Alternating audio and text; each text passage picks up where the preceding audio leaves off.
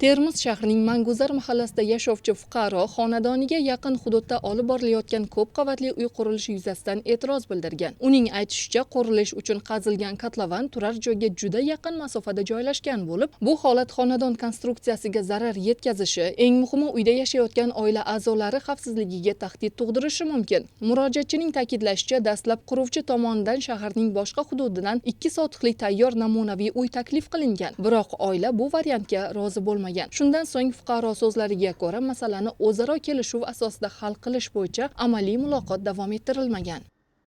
Kotlovan mana shuni qozilib tashlagan, yosh bolalarimiz bilan qiynalib ketibdi. Suv yo'q, chang mana.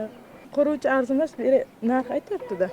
2 sutikli kotej taklif qilyapti. Sohil bo'yida. Yo'q, bizlar buzdirmaymiz, biz yashayveramiz shu yerda desak, xohlasang yashayver deyapti. Bunaqa ahvolda yashab bo'lamiz. Biz hech kimga shikoyatimiz yo'q. Bizlar o'zimiz hovlimizda yashasak bo'ldi. Bizlar quruvchi joyimizni tiklab bersin. Mana bu yoq chuqurligini qarang. Bizlarga pul bersa, o'zimiz xohlagan joyda sotib olamiz. Qaytarib qo'ysin bo'ldi. Qurilish ishlarida qurilishning atrofi yopiq turadi. Qurilishning texnikasi ham hamma narsasi ichida bo'ladi. Lekin bularniki ochilib yotibdi hamma joyi. Masalaning ikkinchi tomonini ham o'rganish maqsadida ushbu hududda ko'p qavatli uylar qurayotgan Termiz qurilish industriya sanoat mas'uliyati cheklangan jamiyat rahbari bilan bog'landik. U ayrim uy-joy mulkdorlari bilan kelishuvga erishish oson kechmayotganini, ayrim hollarda kompensatsiya bo'yicha talablar tomonlar o'rtasida uzoq muzokaralarga sabab bo'layotganini bildirdi. Uning aytishicha, hududdagi e'tirozlar sabab ayrim qurilish ishlari vaqtincha sekinlashgan yoki to'xtab qolgan.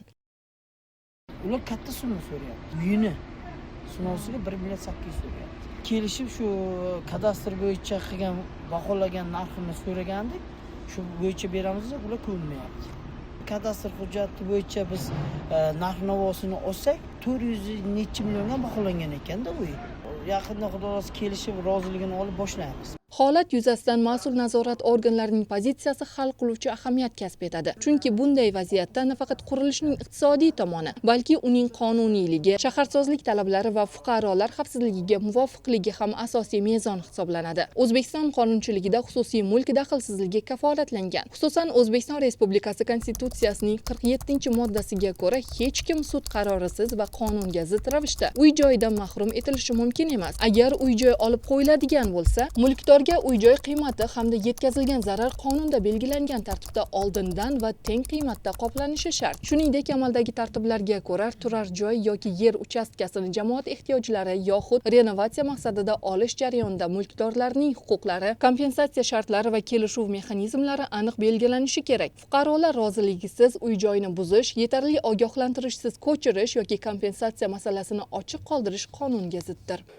Ushbu qurilish pudrat tashkilotiga hududini, qurilish hududini, chizig'ini, undan tashqari loyihasini tasdiqlab bergan.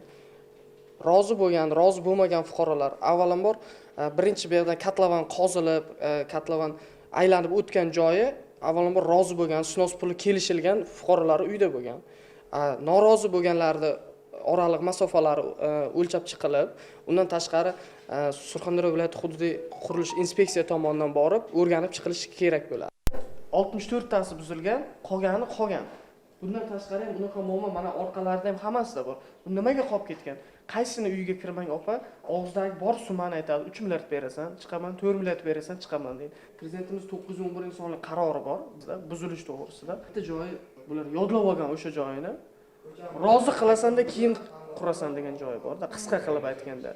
Bir jihatni ochiq aytish kerak. Ko'chmas mulk bo'yicha nizolarda pul, kompensatsiya yoki yangi uy taklifi muhim omil bo'lishi mumkin. Ammo masalaning narxi insonning tinchligi, oilasining xavfsizligi, farzandlarning qo'rquv ostida yashashi bilan o'lchanmasligi kerak. Agar xonadon yonida olib borilayotgan og'ir qurilish ishlari devorlarda yoriq paydo bo'lishi, poydevorga ta'sir ko'rsatishi yoki odamlar hayotiga xavf tug'dirishi ehtimoli mavjud bo'lsa, bu yerda qancha pul beriladi degan savoldan oldin, bu yerda yashash xavfsizmi degan savol javob topilishi shart.